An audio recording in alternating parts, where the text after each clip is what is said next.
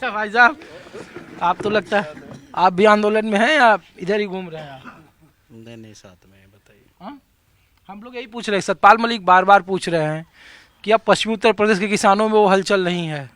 वो पूछ रहे हैं कि अगर चौधरी साहब होते आज जिंदा तो वो किसानों की लड़ाई क्या किसानों के साथ लड़ते, सड़क पर लड़ते, या फिर सत्ता के साथ हो जाते, जिनको भारत रत्न इस सरकार ने दिया है? देखिए, मैं सतपाल मलिक जी के बारे में इतना ही कहना चाह रहा हूँ कि मैं खुद अपना स्टैंड बताए। पहले तो उनका खुद ही स्टैंड क्लियर नहीं मैं होता। उनको कोट इसलिए कर रहा हूँ कि वो किसानों के रुख पर वो पूछ रहे हैं। नहीं नहीं, मैं बता तो रहा हूँ, सुनिए आप। हम्म, पहले अभी एक पहलवानों का मामला चला तो उन्होंने कहा कि उस धरने को बेच दिया गया। उससे पहले भाजपा की राजनीति कर रहे थे। कहीं ना कहीं अवसरवादी, उन्हें मैं कह तो ना, लेकिन झलक रहा है उनमें अवसरवाद का ये माहौल। अब वे कह रहे किसान आंदोलन की, देखो किसान तो पश्चिमी उत्तर प्रदेश के पूर्व के वक्ता ने एक बात कही है कि इन संगठन ने कहीं ना कहीं विश्वास को खराब किया है।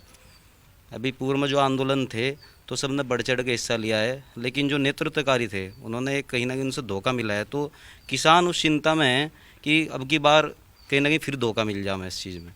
अच्छा, तो ये धोखेबाज सबसे बड़ा कौन, आपके पुराने साथी या केंद्र की सरकार, जो आपके सभी मांगों को आपके सामने ऐसे ही छोड़ देखिए, रहे हैं? प्रत्यक्ष को प्रमाण की जरूरत नहीं होती है, वो आप भी समझ रहे हैं और मैं क्या कहना चाह रहा हूँ वो आप भी देख रहे हैं। अरे खुल के बताओ भैया आप। संकेत तो नहीं समझते हैं, कैमरा भी संकेत नहीं नहीं नहीं, जनता समझता। समझती है, संकेत भी समझती है और बातें भी समझती है। क्या ये आरएलडी का इफेक्ट है? देखिए, आरएलडी का इफेक्ट नहीं है। दो चीज़ें होती हैं, एक तो बात होती है सम्मान की, एक बात होती है भाव की। अगर बात सम्मान की करें तो देखो बहुत बड़ा सम्मान दिया है पूर्व प्रधानमंत्री चौधरी चरण सिंह को, भारत रत्न देने का जो सम्मान मिला है तो कहीं ना कहीं बहुत बड़ा सम्मान है। अगर भाव की और किसानी की बात करें तो गन्ने पे कोई ज़्यादा पैसे नहीं बढ़े हैं। और अभी पिछले एक हमारे बुजुर्ग थे, उन्होंने कहा था कि आवारा पशुओं का मामला है, तो ये भी कुछ चीज़ें हैं जो इफेक्ट डालनी है किसानों पे। चलिए, मतलब आरएलडी का है प्रभाव नहीं? हाँ? आरएलडी का प्रभाव है। इस वजह से इधर थोड़ा सा नरमी है सरकार के खिलाफ। नहीं, सरकार के खिलाफ नरमी, भाई जयंत चौधरी एनडीए के साथ चले गए तो सब लोग उनके साथ हैं।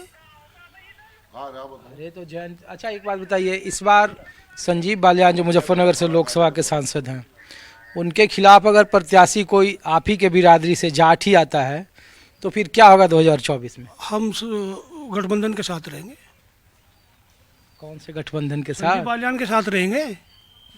उसमें जातीय विभेद नहीं है कि इधर भी जाट उधर भी जाट? नहीं, तो कोई नहीं, सब हाँ? अब की बार 400 पार।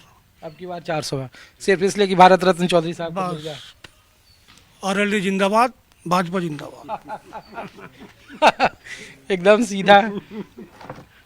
आप तो कितनी उम्र हो रही है आपकी?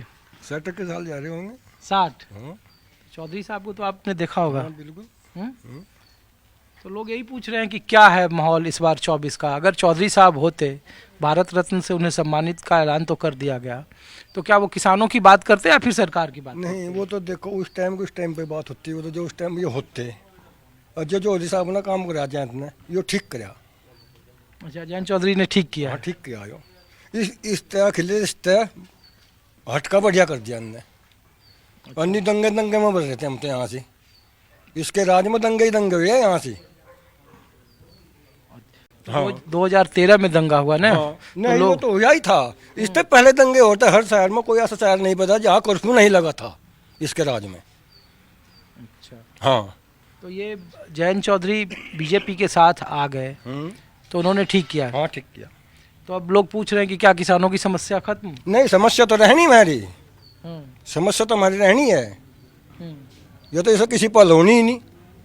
तो ये जो पंजाब और हरियाणा के किसान अपनी एमएसपी को लेकर लड़ाई कर रहे हैं, वो कह रहे हैं कि कम से कम लागत मूल्य, जो स्वामीनाथन थे कि अगर आप 10 रुपया लगाते हैं तो 15 रुपया आपको आना चाहिए, तो वो सब समस्या अभी तो जस की तस है। हाँ बिल्कुल है। तो फिर आपकी ट्रॉलियाँ, गाड़ियाँ, ट्रैक्टर सब तो घर में ही वो है। नहीं, कहाँ वो टेम मान तो दो, जब कभी मारा मान वो साहब बनाकर चलेंगे, ऐसा थोड़ा ही बात है। जब कोई बात ऐसी होगी चलेंगे, अभी ठीक है ना, निकलना तो करते ना, निकलन दो।